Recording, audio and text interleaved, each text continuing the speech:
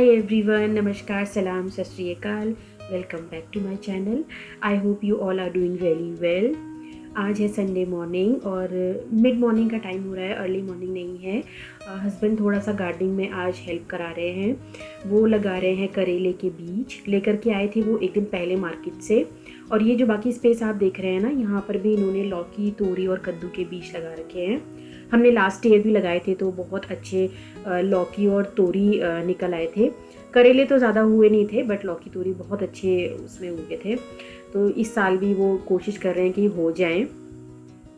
और मैं आई हूँ किचन में, लंच बनाऊंगी, लेकिन उससे पहले मेरे पास है ये थोड़ा सा काम। आज मैंने अपना मसाला डब्बा धोया था और धूप में सुखा करके अब मैं इसमें स्पाइसेस अपने रिफ़िल करूँगी। ये मसाला डब्बा मेरा स्टेनलेस स्टील का है और मुझे मिला था ये शादी में गिफ्ट में मम्मी की तरफ से। तो काफ़ी साल हो गए हैं और अभी तक ये ऐसे का ऐसा ही है। तो बस फटाफट से मैं इसमें स्पाइसेस को रिफ़िल कर दूँगी।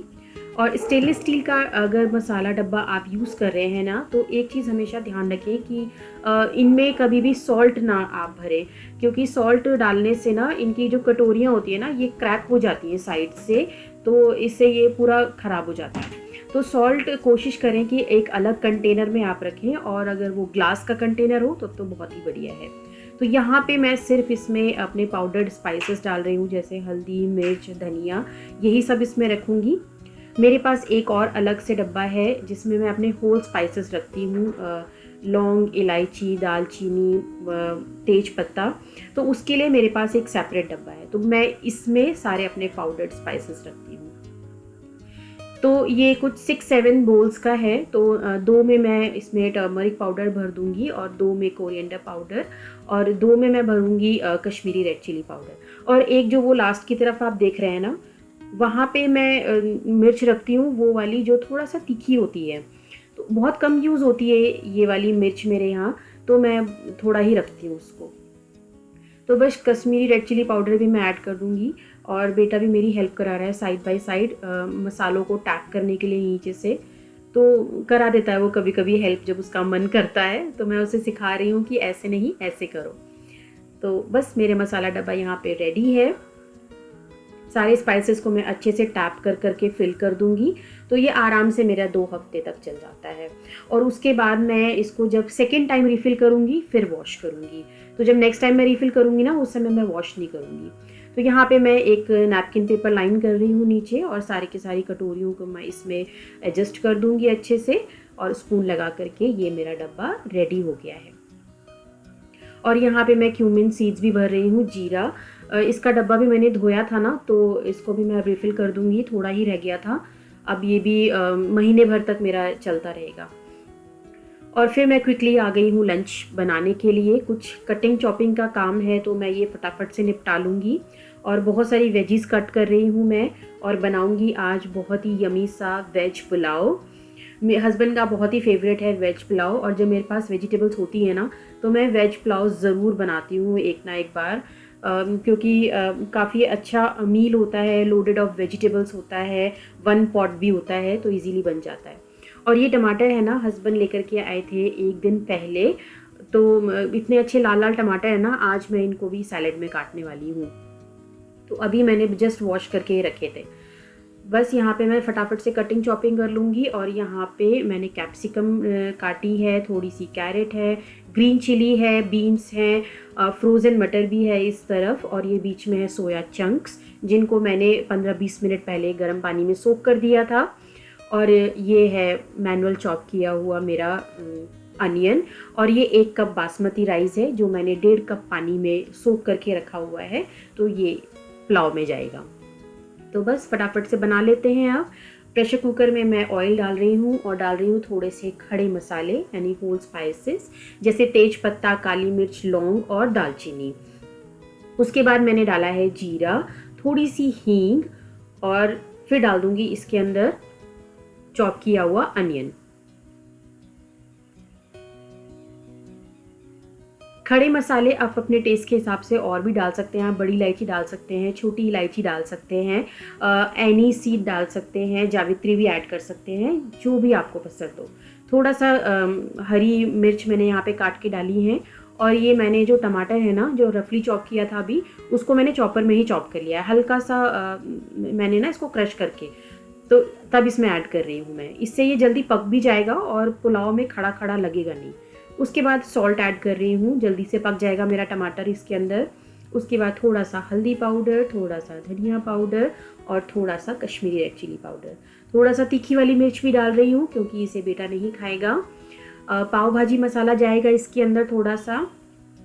आप अपने टेस्ट के हिसाब से कोई भी मसाले इसमें ऐड कर सकते हैं। किचन किंग डाल दें, छोले मसाला डाल दें, चिकन मसाला डाल दें, जो भी आपको पसंद हो वो वाला मसाला इसमें ऐड कर सकते हैं। मेरे को पाव भाजी का टेस्ट बहुत पसंद आता है तो वो वाला मसाला मैं डालती हूँ। जो जैसे ही मसाला यहाँ पे भुन जाएगा, सारी सब्जियों को शामिल कर रही हूँ इसमें। तो सारी ही सब्जियाँ मैंने एक ही साथ डाल दी हैं। अब मसाले में अच्छे से सब्जियों को मैं कोट कर लूँगी। चाहे तो हल्का सा भून भी सकते हैं इनको यहाँ पे 1-2 मिनट के लिए। और ये बहुत ही बेहतरीन सा, माइंड ब्लोइंग सा पुलाव बन करके तैयार होता है। 1 पॉट मील है ना, तो इसलिए भी ये बहुत इजी है बनाना। और यहाँ पे मैं अपने जो बासमती राइस मैंने सोक करके रखा था उसको शामिल कर दूंगी। और बासमती राइस बनाने का एक ही मेथड है कि जितना आप राइस ले रहे हैं उसका आधा एक्स्ट्रा आप पानी ले सकते हैं। जैसे कि मैंने 1 कप राइस लिया है तो आप 1.5 कप पानी इसमें ऐड करें, उसी में ये राइस बन करके तैयार हो जाते हैं। कुछ सब्जियां भी अपना पानी रिलीज करेंगी तो आराम से ही उसी में बन जाएगा। एक बॉईल लगा दूंगी अच्छे से, जिससे पानी थोड़ा सा खुश्क हो जाएगा और यहाँ पे राइस जो है हाफ बेक कुक हो जाए, 90% डन हो जाए तो मैं लिड लगा के 1 विसिल लगा दूंगी। और पुलाव और बिरयानी जैसी चीज़ बने तो रायता तो मस्ट है। तो यहाँ पे मैंने फटाफट से तैयार कर लिया है रायता। इसमें है बूंदी, थोड़ा सा मिंट पाउडर, रॉक सॉल्ट और थोड़ा सा रेड चिली पाउडर। और ये हो गया ठंडा ठंडा रायता तैयार। साथ ही मैंने सैलेड भी काट ली थी, तो वो मैं भी प्रेपरेशन के टाइम पे दिखाऊंगी आपको। और ये देखिए खिला खिला सा टेस्टी सा वेज पुलाव हमारा तैयार है। आप चाहें तो इसमें घी डाल सकते हैं, चाहे तो रायते के साथ खाएं, दही के साथ खाएं। धनिए से मैंने इसको गार्निश कर दिया है और रायता रख दिया है। और यहाँ पे रख दी है मैंने सैलेड। सैलेड में है टमाटर ताज़ा, बिल्कुल ताज़ा खीरा और धनिए की चटनी। तो ये हो गया हमारा आज का लंच। बहुत ही टेस्टी बनता है, ज़रूर बना के खाइएगा। और इतना इजी क्विक है ना, बस हल्का फुल्का कटिंग चॉपिंग का काम है और आपका काम डन हो जाता है। लंच करने के बाद हम निकलेंगे थोड़ा सा बाहर और मैं आई थी नर्सरी। थोड़ा बहुत काम था मुझे यहाँ पे, बहुत टाइम से मेरा काम पेंडिंग पड़ा हुआ था, तो मैंने इनको आज रिक्वेस्ट किया चलते हैं। मौसम भी अच्छा था तो और नर्सरी आती हूँ ना मैं, तो बस मेरा मन करता है कि बस मैं यहाँ से क्या क्या ना ले लूँ। मेरे को तो सारे ही प्लांट यहाँ पे इतने सुंदर लगते हैं ना, और कुछ प्रेजेंटेशन भी इतनी अच्छी है ना यहाँ पे कि सारे के सारे प्लांट्स को ना सिरेमिक के पॉट्स में लगा करके इतना अच्छा प्रेजेंट करते हैं कि बस मन करता है सारा ही ले लो। बट फिर भी मैं तो आंखें बंद करके और हाथ रोक करके जाती हूँ और जो मुझे लेना होता है बस वही लेकर के आ जाती हूँ, तो ज़्यादा कुछ खर्चा नहीं करती। तो ये इस तरीके के ना ऑर्नामेंट प्लांट्स हैं इनके पास, तो बहुत ही खूबसूरत से लगते हैं मुझे। तो एक आध आइटम लिए थे मैंने और फटाफट से हम लोग घर आ गए थे। तो आ गए थे हम लोग नर्सरी से, बहुत ज़्यादा टाइम तो नहीं लगा, 1-2 आइटम लेने थे और उसके बाद फिर हम जल्दी घर आ गए थे। तो मैं आपको ना क्विकली दिखा देती हूँ कि मैं क्या क्या लेकर के आई हूँ। तो सबसे पहले तो मैं लेकर के आई हूँ ये बहुत ही ब्यूटीफुल सा रोज़ प्लांट, और ये बिल्कुल रेड कलर में है।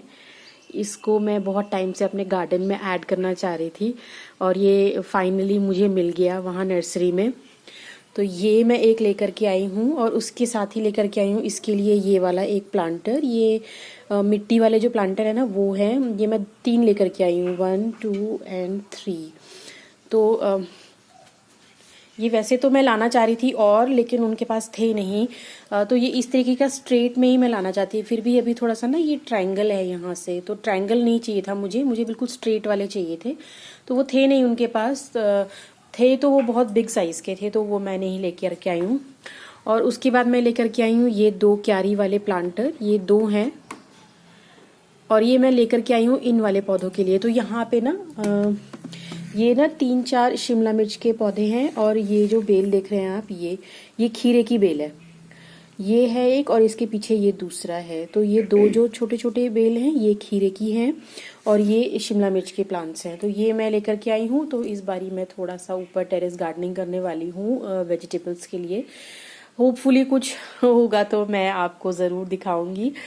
तो ये सब लेकर के आई हूँ। और उसके बाद मैं लेकर के आई हूँ ये एक कॉम्पोस्ट का बैग। ये 10 kg का है, ये है यहाँ पे लिखा हुआ। ये कॉम्पोस्ट है। वैसे तो यहाँ पे बहुत इजीली कंपोस्ट वगैरह भी मिल जाती है क्योंकि बहुत सारे यहाँ पे ना गाय वगैरह भी हैं घरों में, तो वहाँ से मिल जाती है। बट थोड़ा सा दूर से लेकर के आनी पड़ती है। तो मैं ये ले आई थी। तो बहुत ज़्यादा महंगी नहीं है, रीज़नेबल ही है। और उसके बाद ये है सॉइल, गार्डन सॉइल बोल दो उसको, या फिर ये जो होती है ना ये इस तरीके की प्लांट्स वाली मिट्टी, ये मैं लेकर के आई हूँ। ये आजकल ना नर्सरी में बहुत ईजीली मिल जाती है। ये इसको ना बलुई मिट्टी बोलते हैं।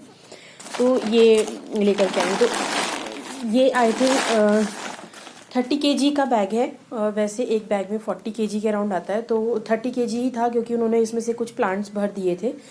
तो जितना था उनके पास मैं पूरा ले आई हूँ। तो ये सारे के सारे प्लांट्स जो हैं ये मैं भरूंगी। तो लेट्स सी, आज तो नहीं, और कल का मौसम भी पता नहीं कैसे रहने वाला है। तो मैं देखती हूँ कब करूँगी ये सब। तो जब करूँगी तो मैं वो शूट ज़रूर करूँगी और आपको दिखाऊँगी। उसके बाद हस्बैंड चले गए थे थोड़ा सा आराम करने के लिए। बिटिया मेरी सो गई थी और मैं ट्राई कर रही हूँ कुछ और काम करने के लिए। तो मैंने देखा ये स्विच बोर्ड्स है ना बहुत गंदे हो रखे थे। काफ़ी टाइम से ना मैंने क्लीन नहीं किया था इनको। तो मेरे पास है ये ब्लू हेवन का नेल एनेमल रिमूवर, यानी कि नेल पेंट रिमूवर होता है ना जो, वो ही है ये। और थोड़ा सा कॉटन। तो मैं थोड़े से कॉटन में इसकी कुछ ड्रॉप्स डालूंगी और इससे ना बहुत इजीली स्विच बोर्ड पे जितनी भी डर्ट गंदगी वगैरह होती है ना, आपके हाथ लग गए हैं, तेल के हाथ लगे हैं, या फिर किसी तरीके का, जैसे कभी कभी सेलो टेप लगा देते हैं किसी भी स्विच के ऊपर, तो उसको जब रिमूव करते हैं तो उसके भी स्टेन्स होते हैं, तो वो ईज़िली नहीं निकलते हैं। तो अगर आप इस तरीके से रिमूव करें तो यहाँ पे जितनी भी डर्ट लगी होगी ना वो फटाफट से क्लीन होती है। बहुत ज़्यादा आपको हार्ड रब करने की ज़रूरत भी नहीं पड़ती।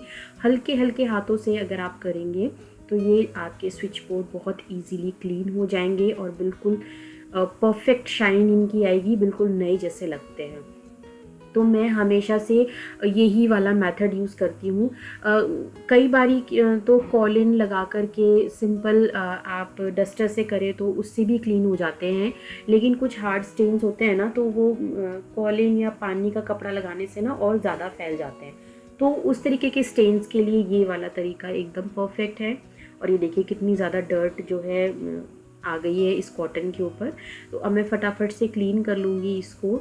तो मेरे पास कुछ ऐसे स्विच बोर्ड थे जो बहुत ज़्यादा ही इस तरीके से हो रखे थे, तो मैंने इनको जल्दी से क्लीन कर लिया था। तो जिस तरीके जब बेटी सोती है ना तो और मैं फ्री होती हूँ तो मैं इस तरीके के काम निकाल लेती हूँ ताकि जो घर का कुछ कुछ कोना है ना तो साफ़ होता रहे टाइम से।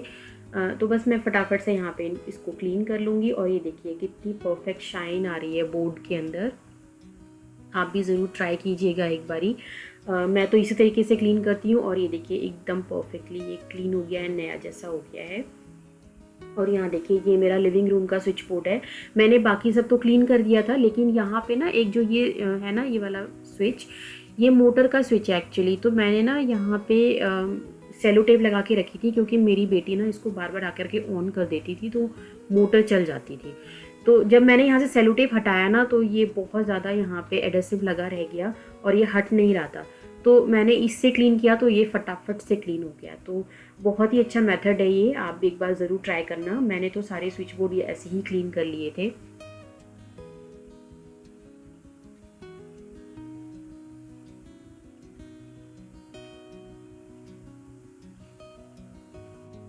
और अब है शाम का टाइम यानी टी टाइम। तो हस्बैंड को इस टाइम पे थोड़ा बहुत भूख लगने लग जाती है, तो मैं चाय के साथ उनके लिए कुछ स्नैक बना रही हूँ। तो यहाँ पर है मेरे पास थोड़ी सी आलू की स्टफिंग। मैंने सुबह पराठे बनाए थे ना नाश्ते में, तो उसकी थोड़ी सी स्टफिंग रह गई थी, तो इसकी मैं उनके लिए थोड़ी बहुत स्नैक बनाऊँगी जो वो चाय के साथ ईजीली खा सके। तो यहाँ पर मैंने 3-4 चम्मच के अराउंड बेसन डाला है इसके अंदर और कुछ भी मैं इसमें ऐड नहीं कर रही हूँ। मसाले इसमें पहले से हैं, हरा धनिया है, प्याज है इसके अंदर, हरी मिर्च है, तो कुछ भी ऐड नहीं करना है। हाँ, अगर बेसन डालने से सॉल्ट की क्वांटिटी कम रह जा रही है तो आप इसमें सॉल्ट ऐड कर सकते हैं, बट मैं नहीं कर रही हूँ क्योंकि इसमें सॉल्ट जो है परफेक्ट है एकदम। हल्का सा पानी डाल करके बिल्कुल 1-2 चम्मच मैंने इसको मिक्स कर लिया है। बहुत ज़्यादा पानी नहीं डालना है, अदरवाइज़ बेसन कम हो जाएगा और ये तेल में जाते ही एकदम खुल जाएंगी। तो बस इसकी फटाफट से बॉल्स बन जाती हैं हाथों से ही, और आप इसको गर्म तेल में छोड़ दें इस तरीके से जैसे मैं कर रही हूँ। तो इससे बहुत अच्छी सी कुरकुरी सी जो है पकौड़ियाँ तैयार हो जाती हैं। और ये वाली पकौड़ियाँ जो है ना, ये हस्बैंड को ज़्यादा पसंद है। जो दूसरी वाली पकौड़ियाँ होती है ना, जो आलू काट करके बनती है, वो उनको उतनी अच्छी नहीं लगती, लेकिन उबाल करके आलू की मसाला बना करके जो पकौड़ियाँ बनती है ना, वो उनको बहुत ही पसंद है। तो सुबह ही डिमांड आ गई थी उनकी कि ये जो स्टफिंग बची है तो इसकी मेरे लिए पकौड़ियाँ बना देना शाम को। तो बस इसी तरीके से ना संडे का उनको कुछ डिमांड रहती है जो मैं पूरी करती रहती हूँ बस पूरे दिन भर। तो ये बहुत ही बेहतरीन सी वंडरफुल सी हमारी पकौड़ियाँ तैयार हो गई हैं। केचप के साथ सर्व कर रही हूँ मैं। किसी और तरीके की चटनी या सॉस के साथ भी सर्व कर सकते हैं। वैसे हरी धनिया की चटनी हो तो बहुत ही बेहतरीन हो जाएगा। और यहाँ पे बस बनके तैयार हो गई है गर्मा गर्म अदरक और काली मिर्च की चाय। तो बस अब चाय पी जाएगी और पकौड़ियाँ खाई जाएंगी।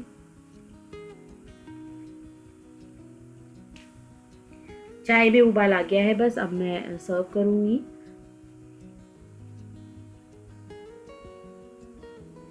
थोड़ा सा ब्लैक पेपर डाल रही हूँ दोनों कप्स के अंदर। चाहे तो ब्लैक पेपर को चाय में डाल करके उबलते टाइम भी डाल सकते हैं, बट इस तरीके से इसका टेस्ट भी अच्छा लगता है। और जो ब्लैक पेपर का अपना एक टेस्ट होता है ना, वो भी चाय में आता है। अदरवाइज अगर बॉईल कर देते हैं ना तो वो अदरक के टेस्ट के साथ ना मिक्स हो जाता है, तो उसका बिल्कुल भी टेस्ट नहीं आता। मैंने वैसे भी ट्राई किया है, लेकिन इस तरीके से जब मैं करती हूँ ना, ब्लैक पेपर ऊपर से डालती हूँ, तो उसका टेस्ट ज़्यादा बेटर लगता है मुझे। तो बस यहाँ पे हमारी चाय हो गई है तैयार। और आज तो शाम से ही बिल्कुल बारिशें लग गई हैं, और पता नहीं अभी कितने दिन और बारिश रहेगी।